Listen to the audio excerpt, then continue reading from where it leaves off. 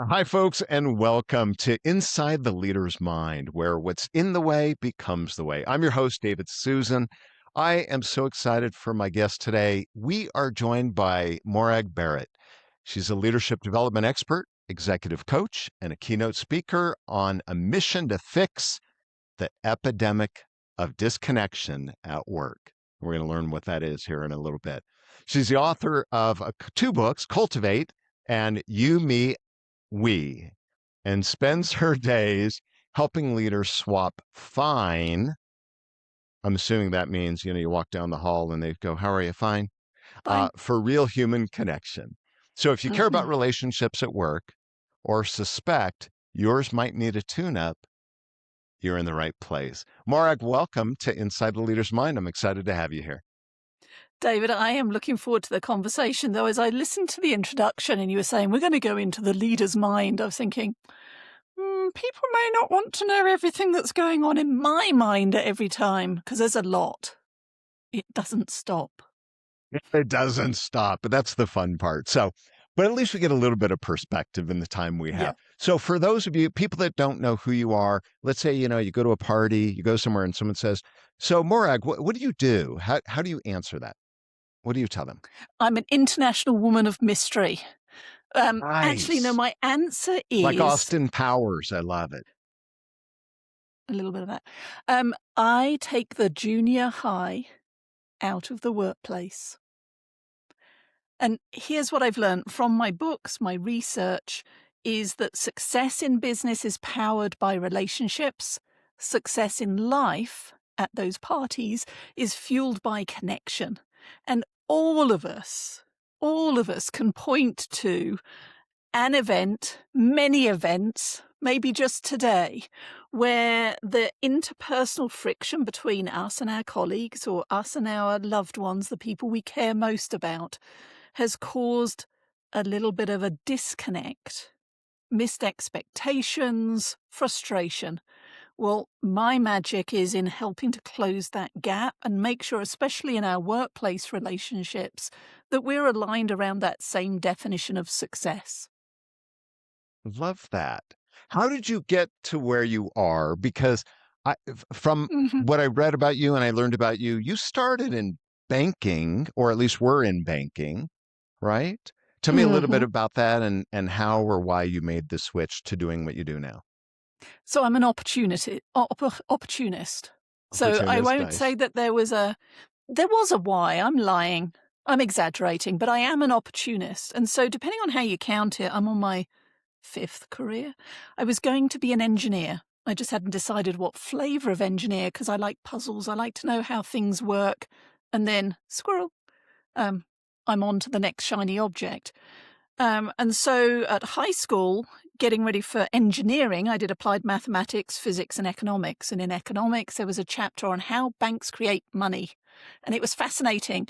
So I went into finance and spent 15 years in banking, lending millions of pounds to all sorts of very different industries and companies at different stages of their life cycle. And in that, it became apparent to me that the numbers in the spreadsheet are only half of the equation. If they were the whole thing, then we would all be rich. Because everybody would come to the bank and say, "Hey, we're going to get rich. We're going to make unicorn stickers to go on iPod cases." And then they'd miss their goals. And what became apparent to me that what differentiated average to failed businesses from the successful ones was whether or not they cared as much about how business got done, i.e., the relationships that they were building on their teams, in their organization, and with their clients, customers, and communities. And so that was the choice I made, to move from numbers into leadership and executive development with a passion and focus on workplace relationships. That is so cool. What a cool kind of origin story. I love that. Now, in the bio or the intro, you talked about the epidemic of disconnection. What does that mean? Well, for anybody who has been on a Zoom or a Teams call and spent that 30 minutes or an hour going, "Yes, David, that's fantastic, David. This is such a great yes." Yeah. and then hit that big red button and gone, ugh, I can't even. Then that is a simple example of disconnection at work. And the previous US Surgeon General here likened loneliness in our whole lives as an epidemic. And certainly from my own research, we've had more than 1,000 leaders who've completed their ally mindset profile, and 1 in 5 tell me that they feel disconnected at work, that they have no meaningful relationships, either because I work remotely is the excuse, or I go into the office and my team is elsewhere. But whatever is driving it, they do not feel connected both either to the work that they're being asked to do, and they don't feel connected to their colleagues. Crazy. So when you talk about this being an epidemic, Mhm. when did you realize that this was a big problem So in the work 12 you years do? ago when I wrote Cultivate, I did it because I saw too much of the politics, silos, and turf wars in many organizations. Because, of course, we can all be great colleagues. We can all get away with, no, I'm fine, when things are ticking along. But it's when the inevitable hits the fan, when a project is missing its milestones, maybe a client is threatening to take their business elsewhere, that's when we need connection even more. Our relationships matter. And so that was the genesis for Cultivate and creating what I call the relationship ecosystem to understand the 4 relationship dynamics that we experience at work, but also recognize that I have yet to meet anybody who gets up in the morning and says, I wonder if I can scupper David's plans today. I wonder if I can be difficult in this meeting. But what you might perceive as me being difficult may be just a conflict in styles. Maybe it's just that I misunderstood the goals for this meeting. It's because we've not had a conversation that has ensured that we are aligned, both on what needs to get done, our parts in it, and how we're going to handle conflict when it invariably occurs. Listening. Do you see this a bigger problem post COVID, right? Where people are more remote and online, or was this a problem before, like the disconnection and what's happening? So I think it was a problem before, but we were able to work around it. So Gallup, for example, has been studying engagement numbers for 20 years now. And in fact, their question, do I have a best friend at work, was the inspiration behind you, me, we, because we've reframed it from the passive, do I have a friend at work, to am I a friend at work? What the Hmm. pandemic really did, and it did it for me too, is it really shone a light on it because we all had to work from home.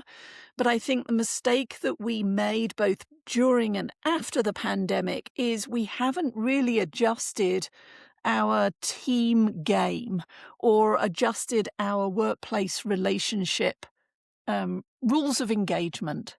We took what was apparently working in 3 dimensions, but wasn't because the Gallup data shows that it wasn't, and tried to force fit it to this virtual 2D world. And so if you think about my opening comment, we can all do fake perky on a Zoom call.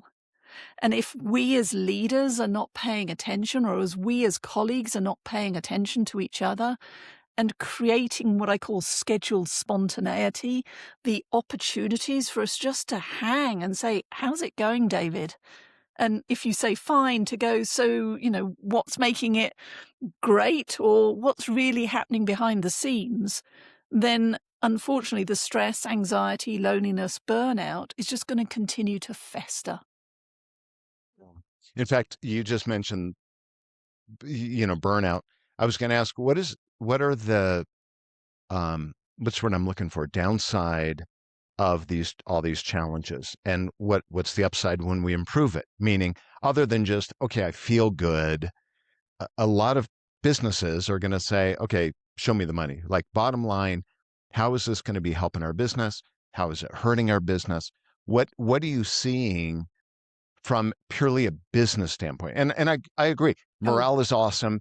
You don't want to be burned out, but beyond that, some people want, it depends on what your role is. If you're in charge of stock price, and your investors, it's that's what they care about. So fill me in a little bit on that. then you need to be paying attention to this even more.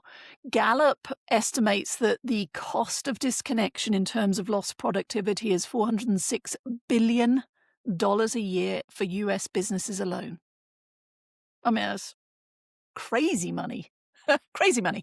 There is a personal toll and tax we pay as well because it increases heart disease, stress, anxiety. And in terms of bottom line, the best example I have, one of our clients, an oil and gas company, was experiencing a spike in accidents. Not good for anybody, life and limbs literally on the line. And they brought us in to help change that.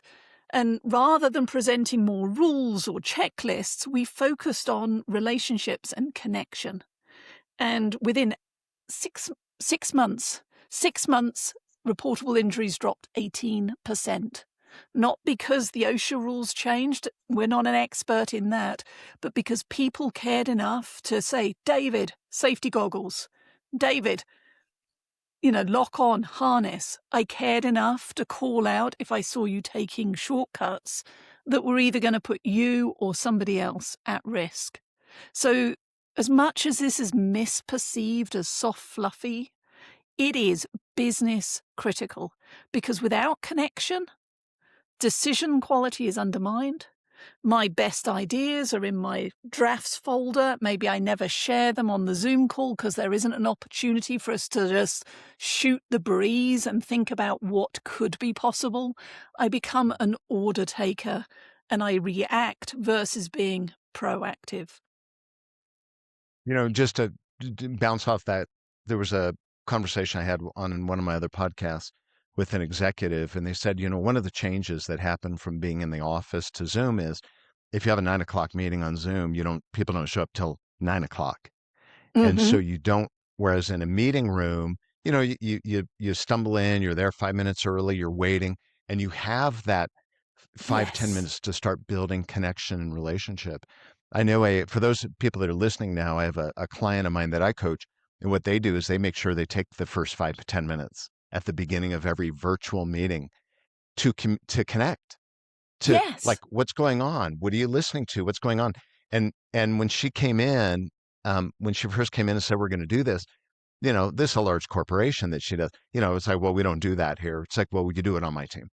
And Mm-hmm. they had the initial pushback, but now these people will do anything for each other. They'll do anything for her. So it works. My question to you, though, is when you tell executives this to invest in relationships, inside the leader's mind, what is their pushback? What would the ones when they do push back, what do they say to you? So it's a variation of, I don't have time for this. But as you just pointed out, it doesn't take more time.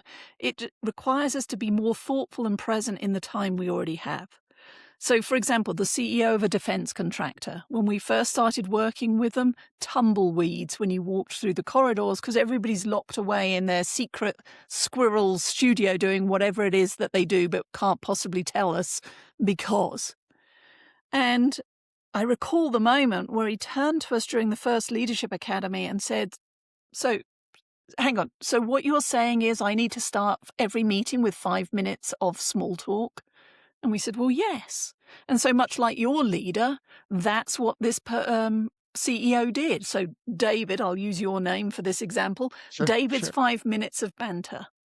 And started, and as it took on a life of its own, other leaders started adding David's 5 minutes of banter to their agendas. And now when you walk through, it's not tumbleweeds.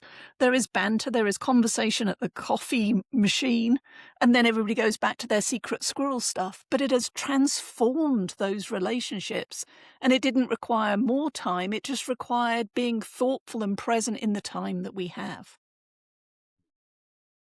It's fascinating. People forget that we're humans.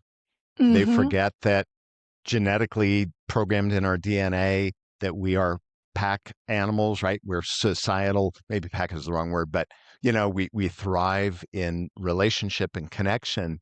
And do you see, I mean, I see it. I'm curious if you've seen a lot of that not go away, but especially with technology, Zoom, and this, have you seen that more and more leaders and companies and individuals, especially with technology and AI and all this stuff, that they kind of are like poo-pooing it a little bit, going, well, we don't need to, and they kind of have forgotten?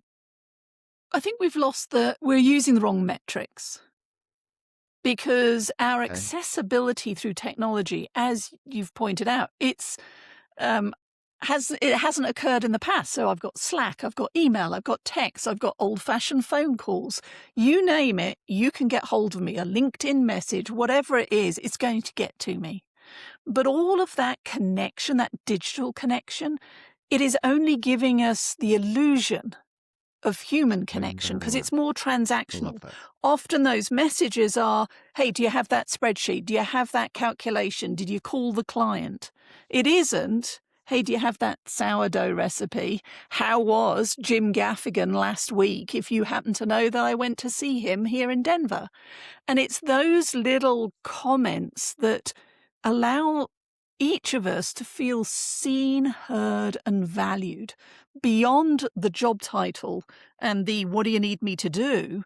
You see me as a human being who has a life outside of this video screen. And don't even get me started on the fact that so many clients, they get on these calls and the camera is off.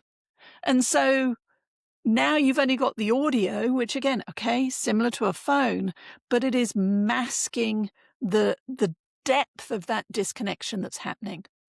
And AI, yes, it responds. Claude and I have a very close working relationship, and he is wonderfully affirming. Makes me feel good. But it's, again, the illusion. But would you know this, David? I was reading an HBR article. The number one use for AI is not coding or problem solving. People are turning to artificial intelligence for or emotional connection. So again, a digital solution to a human challenge and a human problem. We all need to lean into it. Because even if we're saying, well, I'm not that 1 in 5 who's feeling disconnected, somebody on your team is. And so we have to lean in and start closing that connection gap. And everyone's got their facade and the ego and their identity they protect. Oh, yeah. And it's hard for them to open up and say, especially in a work environment, that, hey, I'm lonely. Not that that's the right word, but you know what I mean? And God, I wrote this down, the illusion of connection. The I mean, illusion of connection. you will have Love that. gathered That's by really cool. now, I'm British. I have No, decades. I no. know. I I thought know, you were from shocking. Texas. I thought Shocking. the That's what I accent tell was from, people. A little town just east of Texas. However, all y'alls, I did the same. I kept a professional mask because in my head, in the mind of this leader, was how can I be an effective executive coach if you know that I am facing the same life's trials and tribulations? If I say I don't know, surely I have to have it cool, calm, and collected at all times. And that's where leaders misunderstand both psychological safety, emotional intelligence. You don't need to go in and spill everything. But I guarantee a little bit more vulnerability will build confidence, capability, and connection with your team and with your colleagues. And whether that's, I don't know, or maybe I've had a sleepless night and I come in and I'm a little bit assertive, aka bitchy. Then afterwards I need to call you and say, hey, David, I may have been a bit snippier than I intended. I'm sorry. And own it. But if we don't, if we're too busy running on our own hamster wheels, we can find ourselves either running independently or running at cross purposes, and that does not serve anybody. Mm. And that vulnerability for most people, it's hard. It's Mm-hmm. hard, you know. Well, How do Choose how do something you that's easy, like I saw Jim Gaffigan. What do I do for fun when I'm not doing this? Comedy and music. And it just so happens that was the comedy show I saw last week. Now we're sharing something that's safe. Put it out into Yeah, the ether and it can disperse. You don't need to go deeper than that, but just start. yeah. Because it gives a little bit of a connection to let people know what you like or who you are Mm-hmm. based on what you do outside of work. And the reality is there really is no separation between work and life and home. You are who you are. You're just playing Mm-hmm. a different role, putting on a facade, but the reality is you are who you are, and you might as well just be you. And I think it's so hard. How do you get people to shift from focusing on the what to the who? You know, what I do and into becoming this person. How do you create that So shift, especially in the workplace? pragmatic baby steps. So you talked about one with the CEO there that has the 5 minutes of small talk at the beginning. Allow these spaces to emerge. I've seen another leader who will ask, just type a word into the chat that just sums up how you're feeling right now. Not to be discussed, but they can then take a pulse and follow up afterwards. Now, the first time you do that, you might get fine. Okay, well, keep doing it. And as the leader, role model the frustrated, tired, excited, optimistic, but choose the spectrum. Because if you role model and go first, then it will allow others to do the same. I always see it as peeling an onion too. Mm-hmm. You know, to move beyond fine, sometimes it takes genuine interest and curiosity by someone for the other Mm-hmm. person to feel safe, comfortable is a better word, to be able to share more. Because I think we get jaded where we're used to, Morag, how are you? Fine. Okay, good. How Mm-hmm. are you? I just, just my dog died. Great. Have a great day. You know what I Yeah, mean? And it becomes right as opposed to what do you mean? Wait, stop. Tell me more. And I think once people realize you care and you're interested, they're willing, they feel safer and they're willing to open. Have you seen this too in the work you do? I do. So my signature keynote, I titled it "Fine is a 4-letter word." Because fine is what, or I'm fine, is what leaders say when they're feeling overwhelmed. It's what your top performers say just before they update their LinkedIn profiles and leave. And unless we are curious and go beyond it, you're never going to know until your best people are walking out of the door. So it matters. And I've forgotten the question. Because my mind was churning. So, what was the No, it's question, okay. David, you actually I wanted was, me to well, answer? I was just sharing that my observation of, well, I kind of forgot mine too, right? We were talking about that when you're genuinely interested in someone else, they start sharing more beyond Yes. just fine, and you give them a space where they believe you actually care beyond, you know. And so I was asking if you start to see Yeah. that with people, So clients. we've already shared a couple of ways that people can do it. Type into chat the 5 minutes of small talk at the beginning that just asks for passing time. When I'm working with an intact team in person or even on here, then post-it notes are your friend, because here's a way of getting people to write things on post-it notes, either what emotions have you or your friends at work, because now you've got plausible deniability that it wasn't me, that was Sarah. I know that she felt frustrated, overwhelmed, stressed. One item per post-it note, stick them on the flip chart. Now let's group them by theme and have a conversation about what does that mean for the business goals that you're trying to deliver. If most of you are now telling us, I'm sorry, still looking at my fictional flip chart, if most of us are saying that we're stressed, overwhelmed, confused, etc., even if it's not the 10 of us in this room, if it's the 100 people that we lead, our success is going to be undermined. So it's finding ways to start cracking the conversation in a way that allows the dialogue to happen. And over time, as that trust builds, then people are going to say, no, it's actually me that's felt frustrated, confused, and overwhelmed. Well, that's really cool. So what, as you've done this work, What still surprises you about how humans work together?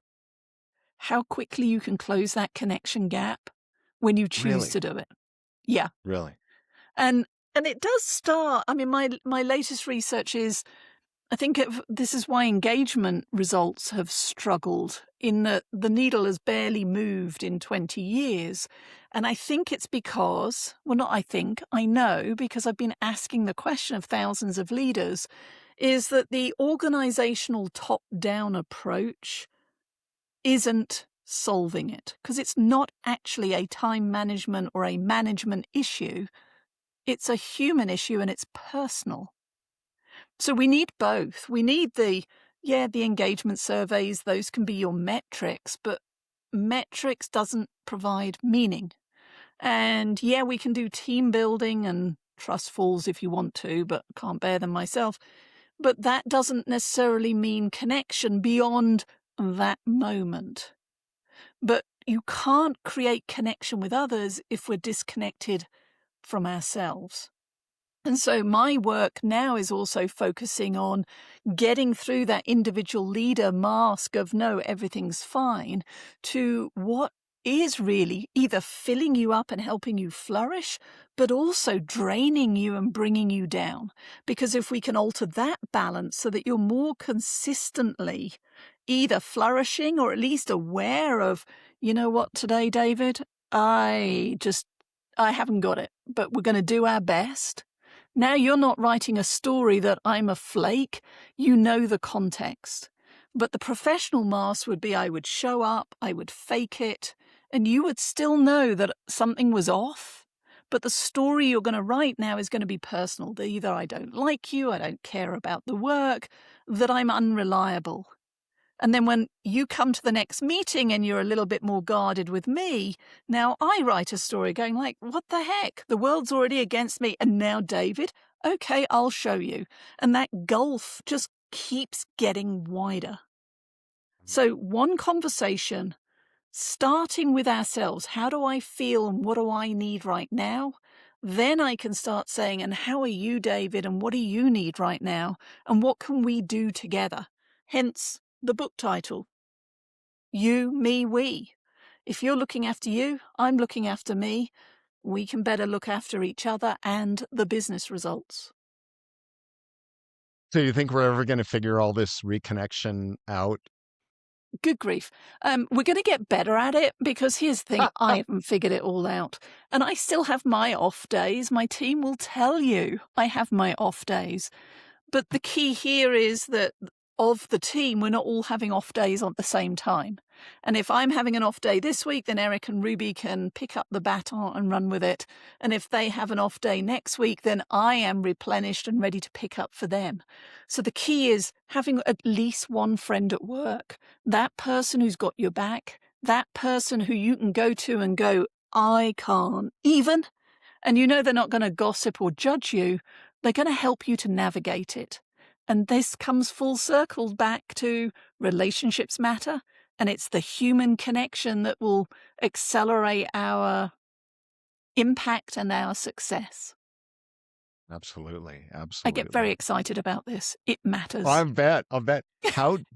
Where's your focus now as far as your business and what you're focused on? Meaning keynotes, executive coaching, working with companies. Where are you at now? So in addition to being an optimist, I love everything that I do. However, my focus is on that keynote, and the fine is a 4-letter word, helping to bring this message and more importantly, the language and tools to start to affect change to a broader audience. And from there, working with leaders at all stages of their careers, but certainly at the senior level where the research shows it is not just lonely at the top, it is one of the loneliest seats, and it doesn't have to be, and nor should it be.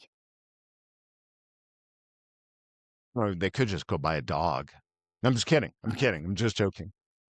As somebody who's between dogs, dogs do help. They understand. They are very therapeutic. Yes. And we still need the human connection because there is We do. nobody, not even a solopreneur, who is delivering their business results in isolation. So these Absolutely. human skills matter, And our canine skills, well, Eh, yeah, they're good for yeah. snuggles later. So funny. Well, so the name of the podcast is what's inside the leader's mind, and then the sub is what's in the way becomes the way. And people ask me about that phrase all the time, and they would say, "What do you mean? What's in the way becomes the way?" The whole idea behind that is that oftentimes our greatest breakthroughs are because of an obstacle that we faced. So in your career, in the work you do, we could talk career or anywhere, what's been an obstacle, something that's in the way that really has become the way for you because of that obstacle? So I'll give you Either you went through it, and to clarify, I'm so two. sorry that either you went through it or around it, right? It's like you crashed it, or you just go, "Hey, look, you know what? I learned that's not for me." So So I'll give you two then. One is the British stiff upper lip, the needing to be the strong one. And especially when my parents passed away, which is 20 years ago, being the strong one for my dad after my mum died, being the strong one for my brother after he died, not he, my brother, but after my dad died, being strong for my family, for my business, for my clients. Show no weakness. And that is the independence that I was brought up on, the strong work ethic that I've now worked through, in that it is all about interdependence. Asking for help, offering help, taking help when it is proffered. But independence just creates the island. Interdependence is the way. So that was my breakthrough. And the one that I'm still navigating is that internal leader mind voice that tells me, you don't know, you can't do that. Why are you doing that? The imposter imposter syndrome, narrative, yeah, which yeah. used to be, if you got a scale of 1 to 10, used to be an 8. I think I've got her down to a 2.5 to a 4. And she doesn't get to speak for very long before it's like, well, thank you for your opinion, but you can go and start whispering off stage left. So I don't think it'll ever go away. And it's interesting, even recounting that, I'm having a flashback to a day, a conversation with one of my sons who was just starting his career, just graduated university, or he was still at university. And he turned to me, goes, Mum, I hope I don't mess it up. And I went, what? Mess what up? He goes, life. And my little heart broke. And then I remember the next day leaving to go and meet Linda Sharkey, the co-author of The Future-Proof Workplace. And I was sitting at DIA thinking, who am I? Dr. Linda Sharkey, she's like a big deal. I can't possibly write this book. And then spending the day with her, and at the end of the day, Linda is maybe 20 years ahead of me in her career. She turning to me and saying, do you think it will be any good? And so that was the starting point of recognizing, whether you're in your early 20s, whether you are in your 50s, whether you're in your 70s, that imposter voice is there. But as a human, we get a choice to turn the volume down or tell them to go and sit in the corner and move forward in spite of. And so that's the other leader mindset breakthrough thing that I'm wrestling with. Love that. That's really cool. Couple more questions. Um, Okay. who's been the biggest influence in your life, would you say? My parents aside, I'm going to go with Dr. Marshall Goldsmith. Oh yeah. So I love his work. It's accessible. It's pragmatic. It's a duh, yeah. Oh, and he's right. We all, brush it away as if it doesn't matter. But the fact that his writings impacted me, but for the last 5 years, I'd consider him a friend and a mentor as part of the 100 coaches community that he formed. It's making me a little bolder, but it's also making me comfortable with not necessarily pursuing a traditional definition of success. I am focused on, am I having fun doing great work, having fun working with great clients, and having fun. And so he has been a huge part of that journey and settling into my reality of this one life that I get to live, so that I am in my role, in my life, not just in the roles that I'm playing for everyone else in their lives. There you go. Love that. Love that. That's a great answer. All right. Well, last question. This is a question I ask every guest. And I've shared this. If you haven't heard one of my other podcasts, this comes down to when I was a kid, aunts and uncles would say, "How are you?" I'd say, "Fine." "How's school?" "Fine." And that was the end of the conversation, which tags into what we talked about today.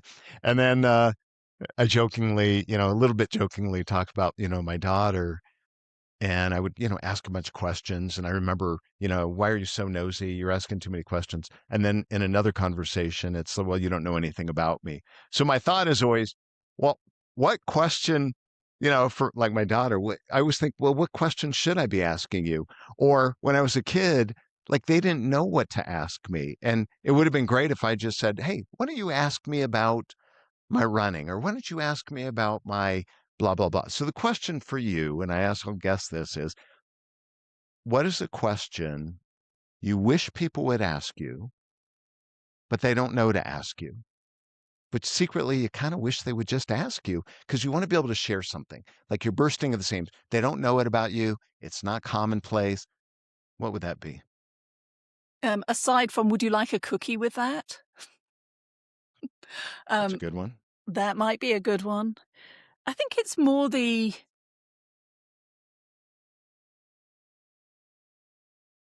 how can I help?